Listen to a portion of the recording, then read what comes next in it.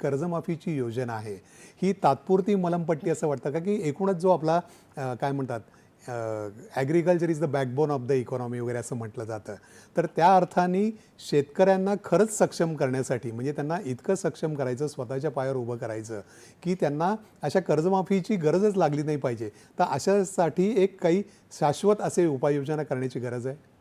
आत्ताच्या अर्थसंकल्पामध्ये ज्या उपाययोजना केलेल्या आहेत त्याच्यामधून त्यांना शाश्वत हे मिळणार आहे, त्यांना मार्ग मिळणार आहे.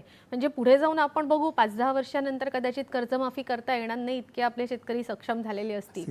आणि मुख्य मुद्दा आपल्याकडे हवामानाचा येतो की हवामान बदलामुळे जे शेतीचं नुकसान होतं त्याच्यामुळे जो तोटा सहन करावा लागतो, म्हणून कर्जमाफी करावी लागते. कदाचित आता AI तंत्रज्ञानाने आपण त्याच्याबद्दल शेतकऱ्यांना अपडेट्स देऊ, त्याच्यामुळे त्या दृष्टीने शेतकरी पावलं उचलतील आणि मग एक 5-10 वर्षांनी आपण अपेक्षा करूया की कर्जमाफी करावी लागणार नाही, शेतकरी पूर्णपणे सक्षम झालेला असेल. बरोबर. एक विकासाच्या याच्यामध्ये एक मुद्दा सांगायचा राहिला. तिसरी मुंबई आणि चौथी मुंबई अनाउन्स केली बजेटमध्ये.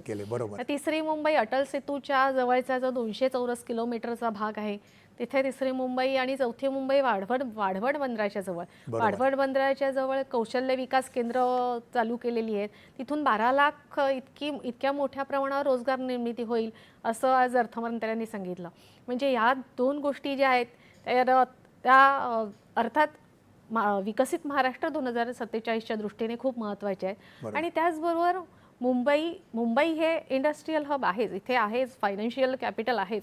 त्याचबरोबर पुणे, नाशिक, नागपूर आणि छत्रपती संभाजीनगर तिथे पण इंडस्ट्रीयल हब साठी ह्याच्यामध्ये तरतूद केलेली आहे. म्हणजे एकूण बघितलं तर कृषी क्षेत्र असू दे, उद्योग क्षेत्र असू दे, सेवा क्षेत्र असू दे, या सगळ्यासाठी इतक्या मोठ्या प्रमाणावर तरतुदी आहेत की याचा नक्की परिणाम आपल्याला एक 5-1 वर्षांनी तरी दिसून येईल. मला वाटतं मेट्रोसाठी सुद्धा भरीव तरतूद केली आहे, पुणे मुंबई सारख्या शहरात केली आहे, किंवा इन्फ्रास्ट्रक्चर ज्याला आपण म्हणतो की रस्ते